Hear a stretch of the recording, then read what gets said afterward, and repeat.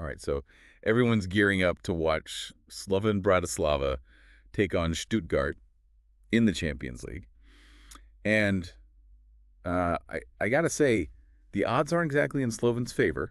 No kidding. They're trying to break out of this, like, 6-game losing streak. 6 games.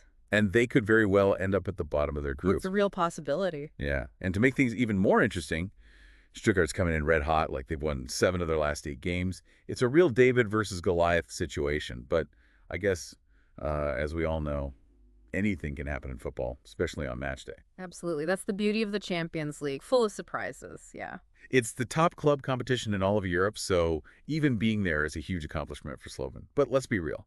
Yeah. Their group stage performance has been, well, rough. No points. Yeah. Defense has been a sieve, and they're unfortunately one of only 3 teams that haven't earned a single point. Yeah. And on top of all that, they've been on this month-long winter break. So that's going to have some kind of impact on, their match fitness, right? Yeah. Especially going up against a team like Stuttgart that is coming in, peak form.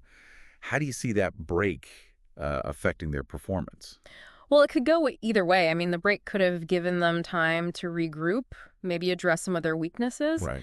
But it also means they're going to be lacking that competitive edge that Stuttgart has, maintained throughout.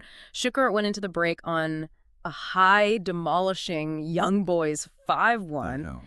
And they picked up right where they left off, crushing Freiburg 4-0 just this past weekend. Jeez. So they're hungry. They're going for their first back-to-back wins in the Champions League since, get this, 2009. And they're playing with a level of confidence that, that Slovan Bratislava will really have to figure out how to counter. So Stuttgart has, this undeniable momentum. Oh, yeah. But what's driving their success? Is it like a tactical thing, key players just on fire, or something else entirely?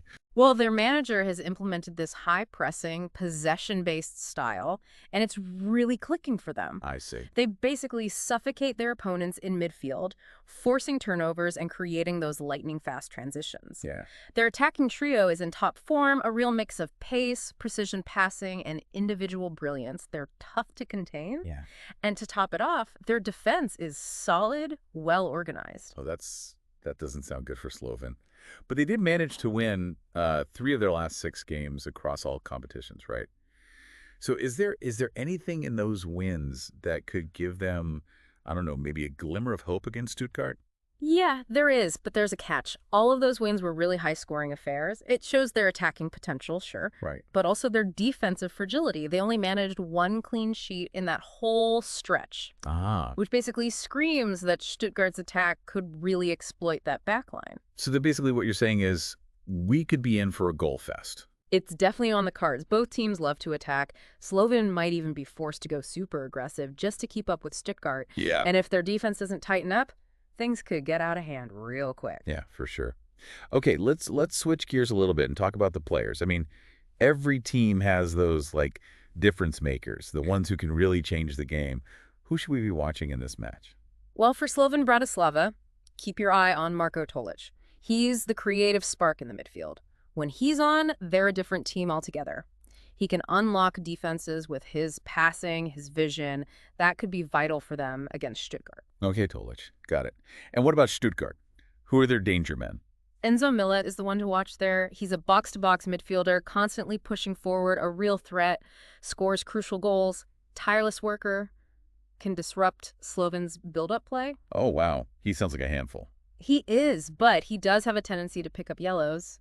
That could be a factor in a game like this. Ah, yeah, definitely. So we've got a creative playmaker versus a dynamic, maybe slightly reckless midfielder. It definitely adds another layer to this matchup. But realistically, Stuttgart are the heavy favorites here.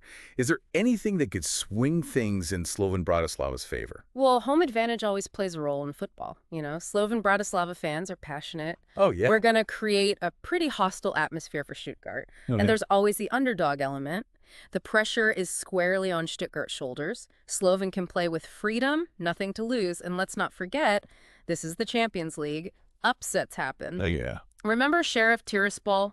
Yeah. The Moldovan team that's took down Real Madrid at the Bernabeu. Nobody saw that coming. That's right. That's right. Football is full of those moments that defy all expectations. So even though, yeah, on paper, Stuttgart are the clear favorites, Slovan Bratislava might just have a few surprises in store for us. Yeah, exactly. So what should we be paying attention to as this match unfolds? Okay, so